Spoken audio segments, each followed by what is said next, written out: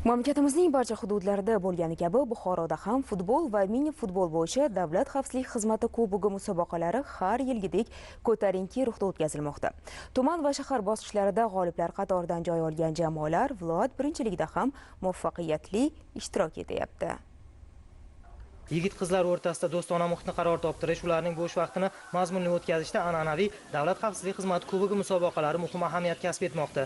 O'z mahoratini namoyish qilish istagida bo'lgan havaskor yoshlarni bir davraga jamlagan bellashuvlar bu yil ham qizg'in va murosasiz ruhda kechyapti. Ma'lumotlarga ko'ra, joriy yilda Buxoro viloyati miqyosida 43 ming nafardan ortiq yoshlar futbol bellashuvlarida ishtirok etish istagini bildirdi. Hududiy bellashuvlarda qatnashgan yosh futbolsevarlar ko'rsatkichi 20% ga, qizlar esa 30% ga ko'paydi. Ma'lumotlarga ko'ra, o'tgan viloyat mahallalaridan saralab olingan futbolchilardan 10 dan ortig'i bugungi kunda professional futbol klubi a'zosiga aylandi. Bu yilgi bahslar ham yana ko'plab nomdor sportchilarni kashf qilmoqda. Ayniqsa mini futbolda hal qiluvchi bahslarga qadar yetib kelgan Shofirkonning Joyrabot, Kogonning Suyospoyon, Olotning Eski Olot va Romitanning Ibn Sino mahallasi yoshlari ko'pchilikning e'tiborini tortdi.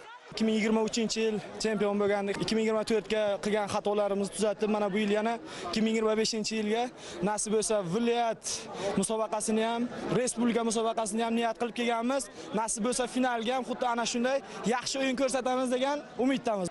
Shindanda viloyatning barcha tuman va shaharlarida futbol bo'yicha o'tkazilgan hududiy bosqich avvalo yoshlar o'rtasida sog'lom turmush tarzini keng targ'ib qilish, mahallalardagi iqtidor egalarini qo'llab-quvvatlash kabi ezgu maqsadlarga qaratilgani bilan ahamiyatli. Davlat xavfsizlik xizmati kubogi musobaqalarida futbol, mini futbol va qizlar futboli bo'yicha musobaqalarda ishtirok etishni istayotgan yoshlar soni kundan kunga oshib boryapti. Jumladan shu yilgi o'yinlarni oladigan bo'lsak, quvonarlisi qizlar o'rtasidagi mini futbol jamoalarining shakllanganligi, qizlarning bu sport turiga katta qiziqish bildirayotganligi, mahalla bosqichidan boshlab mana viloyat bosqichi o'tayotgan hozirgi tadbirlarimizda qizlarni katta ishtiyoq bilan musobaqalarda ishtirok etib, shu respublika musobaqalarida ishtirok etish maqsadini o'ziga belgilab olganligi odamni xursand qiladi. Bu bilan birga mana yoshlarga qiziqish uyg'otayotgan narsa bu mahallalarda o'sha infrastrukturani rivojlantirish masalasi. Bu o'sha g'olib bo'lgan jamoalarga mahallasiga qurib beriladigan sport maydonchalarining yutib olish uchun ham o'zaro bellashyaptilar.